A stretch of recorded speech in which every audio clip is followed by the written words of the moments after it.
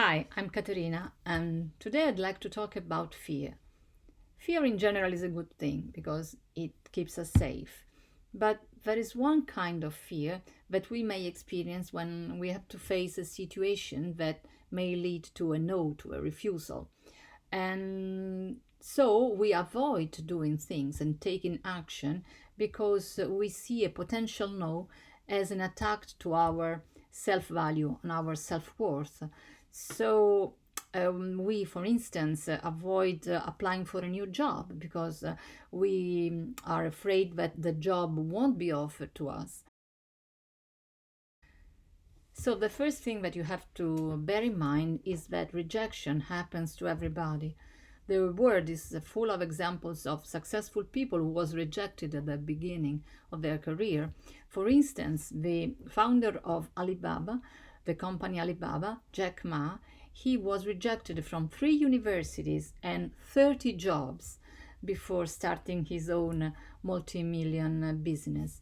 And another example, the famous film director Steven Spielberg, he applied twice to the film school at the University of Southern California, and both times he was rejected. But now he's sitting at the board of trustees of that university.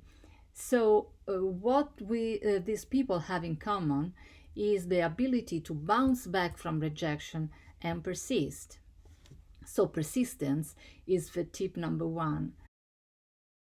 Number two, you don't have to allow your inner critic to diminish you if you get a no, because a no, a rejection, doesn't define who you are, doesn't change who you are. If someone says no to you, it's not about you, it's about them. It means that what you're offering is not good for them at that moment. But what you can do is to look at the rejection as not as a failure, but as a source of information because you can get valuable information from that to succeed in the future. And number four, a rejection doesn't change anything in your life. It doesn't make your life any worse. You didn't have a job before applying, you don't have a job now. So nothing changes, but you may still get a yes. So you don't have to underestimate the possibility to get a yes instead of a no if you try, if you apply, if you ask.